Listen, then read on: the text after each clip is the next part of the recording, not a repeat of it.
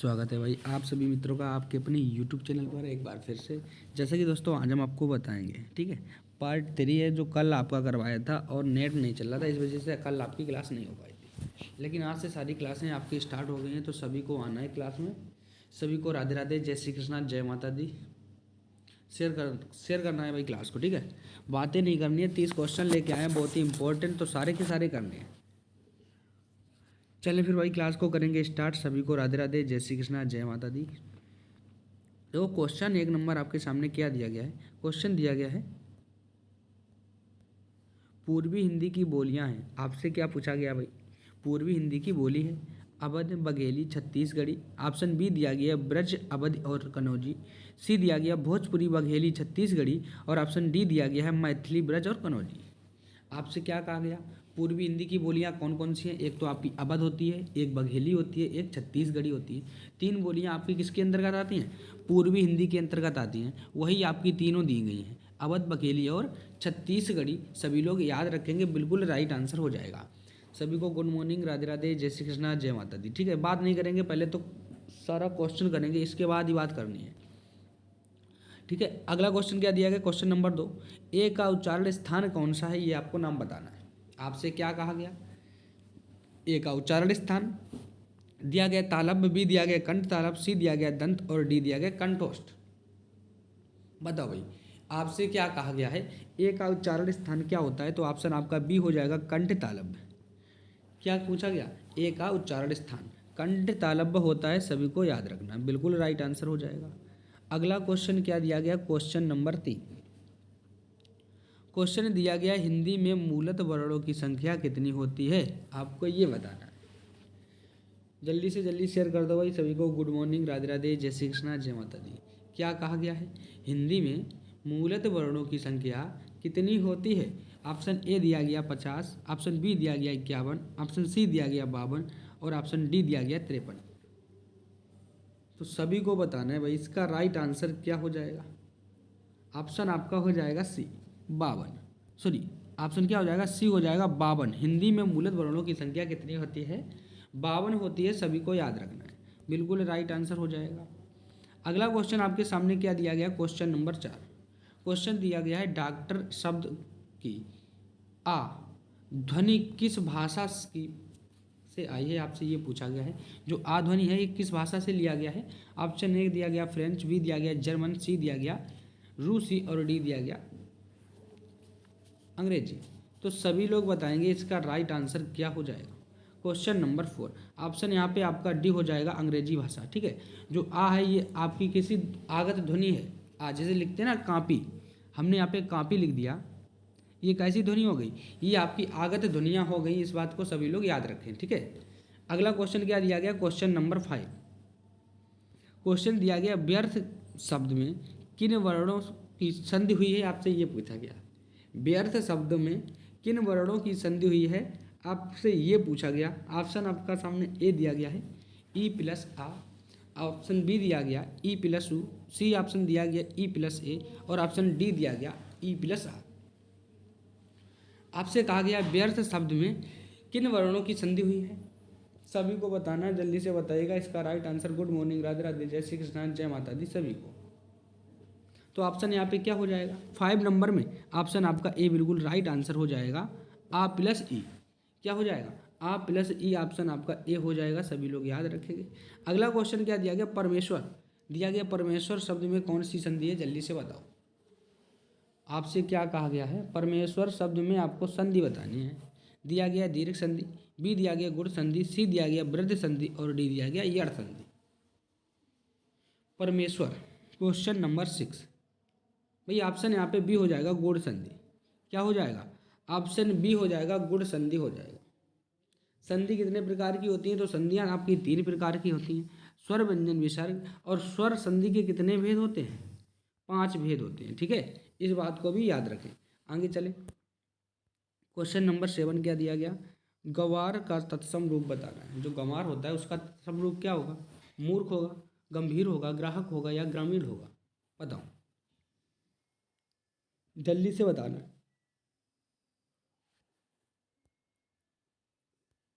Option आपका यहाँ पे ग्रामीण हो जाएगा, बिल्कुल राइट आंसर ऑप्शन डी। मूर्ख नहीं होगा, ग्रामीण हो जाएगा बिल्कुल राइट आंसर। ठीक है, सभी लोग याद रखेंगे। अगला क्वेश्चन आपका क्या दिया गया, क्वेश्चन नंबर 8 देखिएगा।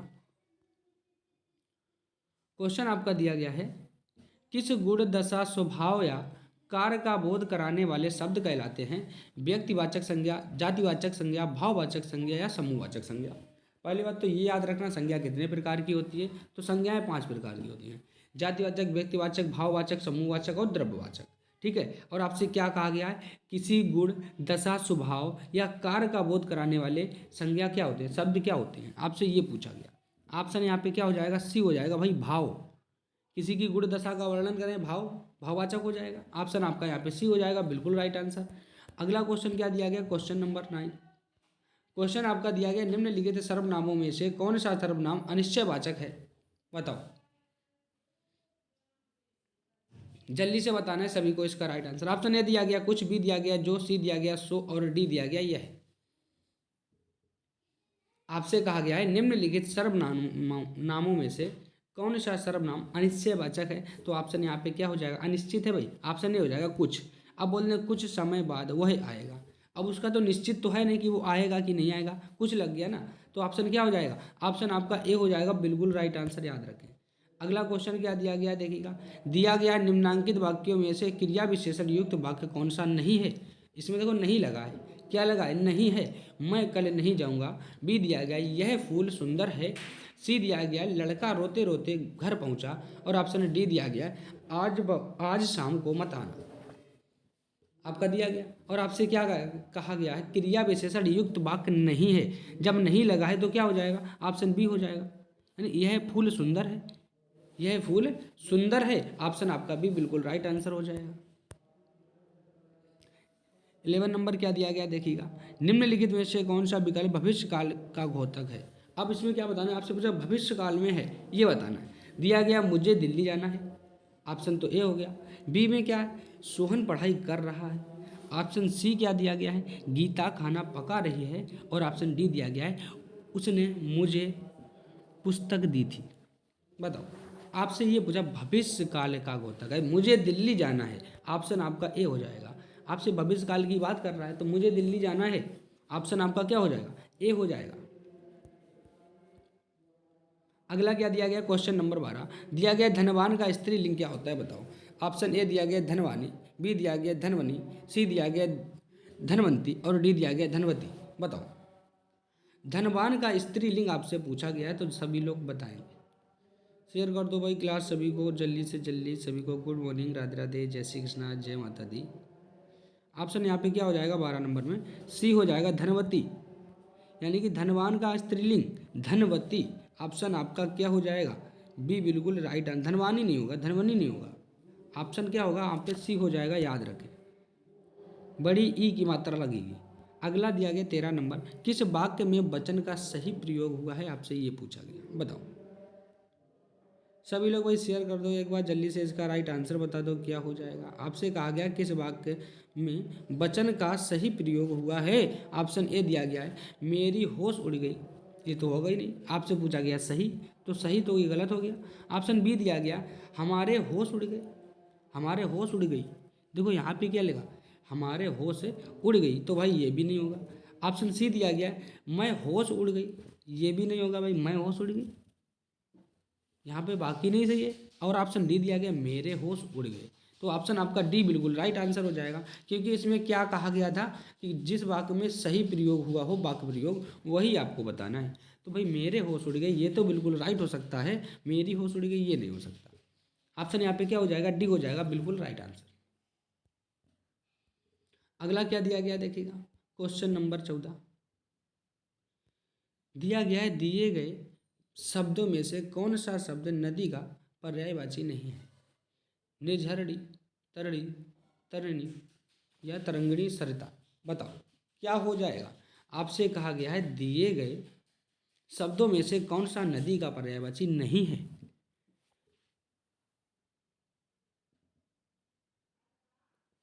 तरणी,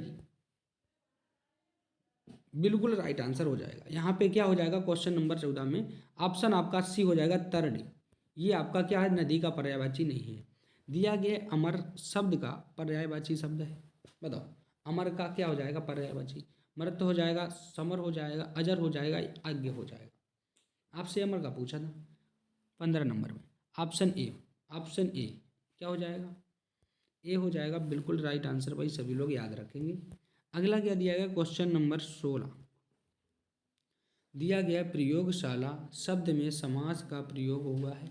किस प्रकार का समास है प्रयोगशाला में? आपसे ये पूछा गया, जल्दी से बता दो। दिया गया नंबर 1 अव्यय भाव, बी दिया गया द्विगु समास, सी दिया गया द्वंद्व समास और डी दिया गया तत्पुरुष समास। अब बताओ भाई सभी लोग इसका राइट आंसर क्या हो जाएगा? प्रयोगशाला यानी कि प्रयोग के लिए है जो शाला, वही पूछा गया। ऑप्शन डी हो जाएगा तत्पुरुष समास, बिल्कुल राइट आंसर। क्या हो जाएगा? तत्पुरुष समास, सभी लोग याद रखेंगे। अगला दिया गया दो विपरीतक अर्थ देने वाले शब्दों के बीच किस तरह के चिन्ह का प्रयोग होता है?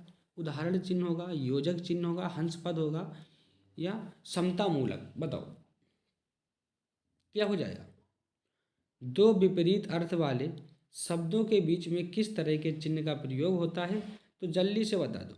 ऑप्शन बी हो जाएगा योजक चिन्ह का प्रयोग करते हैं। किस चीज़ का प्रयोग करते हैं भाई? योजक चिन्ह का प्रयोग करते हैं, याद रखना इस बात, ठीक है। अगला क्या दिया गया देखिएगा, क्वेश्चन नंबर 18 निम्न में से कौन सा वाक्य शुद्ध है? अब इसमें से पूछा गया शुद्ध वाक्य कौन सा है, तो पढ़ते हैं भाई। नंबर 1 दिया गया है कई दिनों से उनका दर्शन नहीं हुआ। अब भाई उनका दर्शन नहीं हुआ बिल्कुल गलत हो जाएगा। ऑप्शन बी दिया गया है कई दिनों से उनका दर्शन नहीं हुआ, नहीं, ये भी भाई नहीं होगा। कई दिनों से उनका दर्शन हुआ नहीं, उनका क्या होता है? ऑप्शन सी क्या दिया गया? कई दिनों से उनके दर्शन नहीं हुए, कई दिनों से उनके दर्शन नहीं हुए। ऑप्शन आपका सी ही सही हो जाएगा। क्या सही हो जाएगा? देखो इसमें दिया गया कई दिनों से उनके दर्शन नहीं हुए, तो ऑप्शन आपका सी बिल्कुल राइट है। डी को भी देख लेते हैं, कई दिनों से दर्शन उनके नहीं हुए, तो भाई ऑप्शन क्या हो जाएगा? सी हो जाएगा। बिल्कुल राइट आंसर बताए हैं जो लोग बताए ऑप्शन सी। अगला क्या दिया गया? बाचाल किसे कहते हैं? बाचाल जो जल्दी चलता है, जिसकी चाल ठीक ना हो, जो बहुत बोलता हो, और ऑप्शन डी दिया गया जो चुप रहता हो। बताओ भाई सभी लोग, आपसे क्या पूछा गया है कि बाचाल किसे कहते हैं? शेयर कर दो जल्दी से क्लास को सभी लोग। सभी को राधे राधे, जय श्री कृष्णा, जय माता दी। भाई बातें बिल्कुल भी नहीं करनी किसी को, आराम से पढ़ना है, ठीक है। कल आपकी क्लास नहीं हो पाई थी क्योंकि नेट वेट भी चल नहीं रहा था, थोड़ा तबीयत भी नहीं ठीक था, ठीक है। तो इसका राइट आंसर बताएं 19 का क्या हो जाएगा? आप जो बहुत बोलता है उसे बाचाल कहते हैं। क्या कहते हैं? जो बहुत बोलता है उसे बाचाल कहते हैं, इस बात को याद रखें।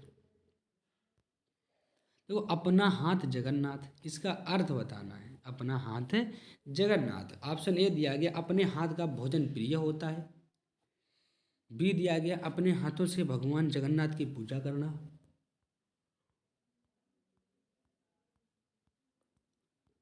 ऑप्शन सी दिया गया है अपने बस में सब कुछ करना, और ऑप्शन डी दिया गया है स्वयं किया हुआ कार्य फलदायी होता है, यानी अपना हाथ जगन्नाथ।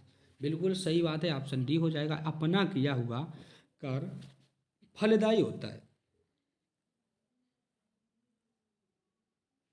ना, याद रखें। अगला क्या दिया गया? रत्नावली दोहा संग्रह किसके द्वारा रचा गया है? रत्नावली, रत्नावली के द्वारा, तुलसीदास के द्वारा, बिहारी जी के द्वारा या रामानंद के द्वारा। 21 में राइट आंसर क्या हो जाएगा? आपसे रत्नावली की बात करी गई है, ये मत कर देना गीतावली, दोहावली, कवितावली, तुलसीदास। ऑप्शन भैया ए ही सही हो जाएगा, रत्नावली। दोहा संग्रह किसके द्वारा रचा गया? तो रत्नावली के द्वारा ही रचा गया है, ठीक है, याद रखना। अगला क्या दिया गया आपका? अंधेर नगरी, चौपट राजा और टके सिर भाजी टके सिर खाजा, आपने सुना भी होगा। अब बता दो भैया इसका राइट आंसर क्या हो जाएगा? सभी को बताना है, बताओ। नाटक किसने लिखा है? मुंशी प्रेमचंद, गोवर्धन दास, राम, एन.पी. की त्रिपाठी, भारतेंदु हरिश्चंद्र या फकीर मोहन सेनापति। आपने कई बार सुना होगा, पहले पढ़ा भी होगा, है ना। 6th क्लास में आता था चैप्टर अंधेर नगरी, चौपट राजा, टके सिर बाजी टके सिर खाजा। 22 ऑप्शन डी हो जाएगा। क्या हो जाएगा बताओ? सी हो जाएगा ना, भारतेंदु हरिश्चंद्र के द्वारा। भारतेंदु हरिश्चंद्र ऑप्शन आपका यहाँ पे सी होगा। कई बार कराया हुआ क्वेश्चन है। अगला दिया गया है, महादेवी वर्मा को किस पुरस्कार पर किस पुस्तक पर ज्ञानपीठ पुरस्कार मिला? नीरजा, निहार, रसीम या यामा? देखो पहली बात तो ये जितनी भी रचनाएं हैं वो सारी की सारी महादेवी वर्मा जी की ही हैं।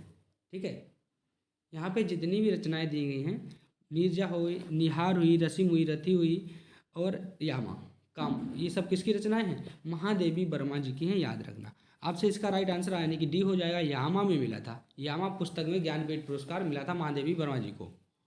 ठीक है, याद रखना। अगला क्या दिया गया? रस सूत्र के जनक माने जाते हैं। रस सूत्र के जनक माने जाते हैं भरत मुनि, अभिनवगुप्त, तुलसीदास या भट्टनायक?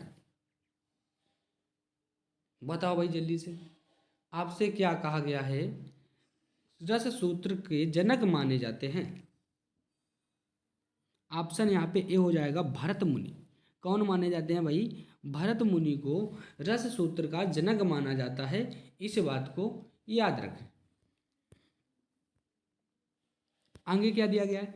दोहा और सोटा किस प्रकार के छंद हैं? बताओ। दोहा और सोरठा ये किस प्रकार के छंद हैं? ऑप्शन में देखो दिया गया है अर्ध सममात्रिक छंद, बी दिया गया विषम मात्रिक छंद, सी दिया गया मात्रिक छंद और डी दिया गया सममात्रिक छंद। बताओ भाई क्या हो जाएगा इसका राइट आंसर? आपसे पूछा गया दोहा और सोरठा किस प्रकार के छंद हैं? 25 ये एक अर्ध सममात्रिक छंद होते हैं। ठीक है, इस बात को भी याद रखें। ये किस प्रकार के छंद हैं? ये एक अर्ध सममात्रिक छंद होते हैं, इस बात को याद रखना। ठीक है भाई। अब तो दिया गया अलंकार, हम आपको पढ़ाए भी हैं और आपको राइट आंसर भी बताना है। देखो क्या दिया गया, को तुम हो इत आए कहाँ, घनश्याम है तो कितहु बरसों, उपरोक्त पंक्ति में कौन सा अलंकार है? आपसे कहा गया है को तुम हो इत आए कहाँ, इससे ही पता चल जाएगा को तुम हो इत आए कहाँ वक्रोक्ति, अनुप्रास, उपयुक्त दोनों या इनमें से कोई नहीं। 26 में वक्रोक्ति ऑप्शन आपका ए हो जाएगा, है ना, दोनों नहीं होगा, ऑप्शन ए हो जाएगा, वक्रोक्ति अलंकार हो जाएगा। और आपको पढ़ाया भी है भाई, 5 क्लासें लगाई थी आपकी अलंकार की, उसमें आपको पढ़ाया है ना, याद रखना। अगला क्या दिया गया? 27 नंबर दिया गया है, सजल आज स्कूल नहीं गया, यह किस तरह का वाक्य है? अब ये तो बताना है भाई, आपसे कहा गया सजल आज स्कूल नहीं गया, आपको वाक्य बताना है किस टाइप का है, विधानवाचक, प्रश्नवाचक, विस्मयवाचक या निषेधवाचक। आज स्कूल नहीं गया, उसने क्या कहा? नहीं गया, यानी कि ऑप्शन क्या हो जाएगा? नहीं गया, निषेधवाचक हो जाएगा भाई, ऑप्शन आपका डी हो जाएगा। क्या हो जाएगा? दिया गया सजल आज स्कूल नहीं गया, निषेधवाचक हो जाएगा ऑप्शन आपका डी। बे उपसर्ग किस शब्द समूह में नहीं है? बताओ, आपसे कहा गया है बे उपसर्ग किस शब्द समूह में नहीं है? दिया गया बेरहम, बेखुदी, बी दिया गया बेदम, बेईमान, सी दिया गया बेइज्जत, बाकायदा और ऑप्शन डी दिया गया बेसहारा, बेइज्जत। बताओ, आपसे कहा गया है बे उपसर्ग किस शब्द समूह में नहीं है? ऑप्शन सी हो जाएगा, बाइज्जत, बाकायदा, बाकायदा। ठीक है, इसमें क्या नहीं है? बे उपसर्ग बे उपसर्ग नहीं लगा है। और बाकी बात देखो, बेरहम, बेखुदी, बेदम, बेईमान, बेसहारा, बेइज्जत, ये जितने भी हैं सारे के सारे आपके कैसे शब्द होते हैं? उपसर्ग लगा है इसमें बे, और इसमें बाइज्जत में नहीं लगाया, बकायादार में नहीं लगाया, बाकायदा में नहीं लगा है ना, याद रखें सभी लोग। अगला क्या दिया गया है? अभिराम, अभिराम, अविराम शब्द का अर्थ बताना है। दिया गया भारी, सुंदर, बी दिया गया सुंदर निरंतर, सी दिया गया है निरंतर भारी और डी दिया गया गतिशील निरंतर।